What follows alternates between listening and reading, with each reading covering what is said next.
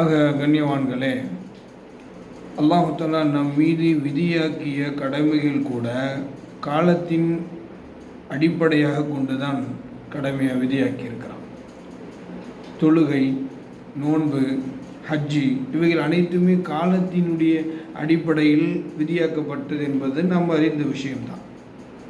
அதனால்தான் time is gold, காலம் பொன் போன்றது என்பார்கள். டைம் இஸ் மணி, காலம் பணத்தின் மதிப்புடையது என்பார்கள்.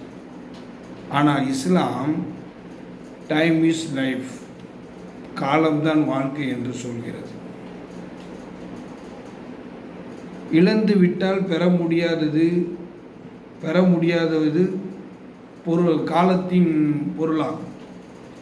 இழந்து விட்டால் பெற முடியாத பொருள் காலம். ஏன்னா நிறைய விஷயங்கள் இன்னைக்கு நம்ம செய்யணும்னு நினைப்போம், அதே விஷயத்தை நாளைக்கு செய்யலாம்னு நினைக்கிறோம். அப்போ காலம், நேரம் மிக முக்கியமானது அப்படிங்கிறது. காலத்தின் மதிப்பை உணராமல் மரணித்து விட்ட ஒருவன் மரண தருவாயிலும் மரணித்த பின்பும் அல்லாஹ்விடத்தில் காலத்தை மீட்டி கேட்பான் என்பதாக அல்லாஹ் கூறுகிறான்.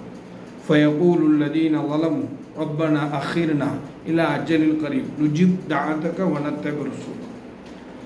அநியாயம் செய்தவர்கள், எங்கள் இறைவனே, எங்களுக்கு சற்று அவகாசம் கொடுப்பாயாக, உன்னுடைய அழைப்பை நாங்கள் ஏற்றுக்கொள்கிறோம், உன்னுடைய தூதர்களையும் நாங்கள் என்ன செய்கிறோம், பின்பற்றுகிறோம் என்று சொல்வார்கள்.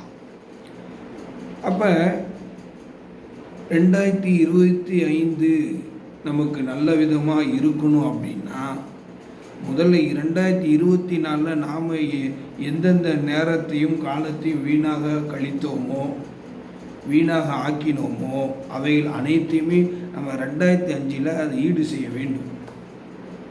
அதுக்கு முதல்ல பிராட்சணம் தேடணும்.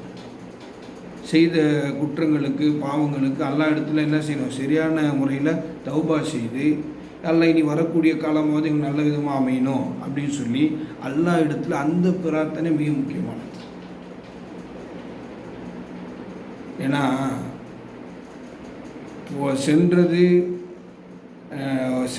சென்றது தான். இனி வரக்கூடிய காலத்தை நினைத்து நம்ம சென்ற காலத்தில் நம்ம என்ன பாவம் செஞ்சோமோ, என்ன தவறு செய்தோமோ, அது எல்லாத்துக்கும் எல்லா இடத்துல நம்ம என்ன செய்யணும், ஒட்டுமொத்தமாக தௌபா செய்து, தௌபா செய்வதன் மூலமாக பரிசுத்தமாக்கப்பட்டவர்களாக எல்லாம் அல்லாஹ் நம் எல்லோரையும் ஆக்கி அருள்வானாக. வரக்கூடிய 2025 அல்லாஹ் தஆலா எல்லா விதமான ஹைராத்துகளையும் பரக்காத்துகளையும் அனைத்து நலவான விஷயங்களையும் அல்லாஹ் தஆலா நம் எல்லோருக்கும் தந்தருள்வானாக. எல்லா விதமான தீமையான பாவமான விஷயங்களை விட்டு அல்லாஹ் தஆலா நம் எல்லோரையும் பாதுகாத்து அருள் புரிவானாக. வாஹிர தாவானா அல்ஹம்துலில்லாஹி ரப்பில் ஆலமீன். அஸ்ஸலாமு அலைக்கும்.